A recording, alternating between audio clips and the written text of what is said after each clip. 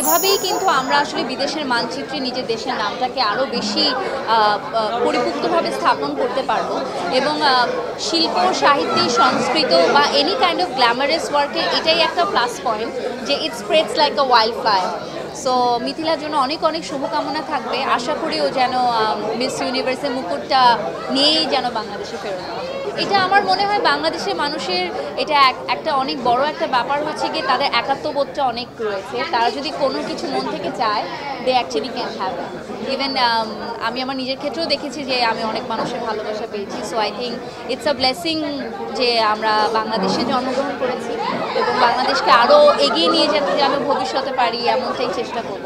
যত দিন যাচ্ছে যত সময় যাচ্ছে সবারই দৃষ্টিভঙ্গি বদলাচ্ছে, ভালোভাবেও বদলাচ্ছে, আবার এটা নেগেটিভ এফেক্টও রয়েছে, দুটাই রয়েছে সমপরিমাণ। বাট আমি ভালোটাই বলতে চাই যে এটা অনেক একটা প্রোগ্রেসিভ মাইন্ডসেট যে সবাই তাকে ভোট করছে তার জন্য এবং পুরো বাংলাদেশের মানুষ একত্রিত হয়ে ভোটটা করছে। নেগেটিভিটি তো থাকবেই, নেগেটিভিটি ছাড়া কিছু মানুষ রয়েছে তারা নেগেটিভ কথা বলতেই ভালোবাসে। এখন তাদের সাথে আমি যুদ্ধ করে বা তাদের সাথে যদি আমি কোনো রকম একটা কম্পিটিশনে লাগে কেন কথাটা বললো, এটা নিজের সময় নষ্ট।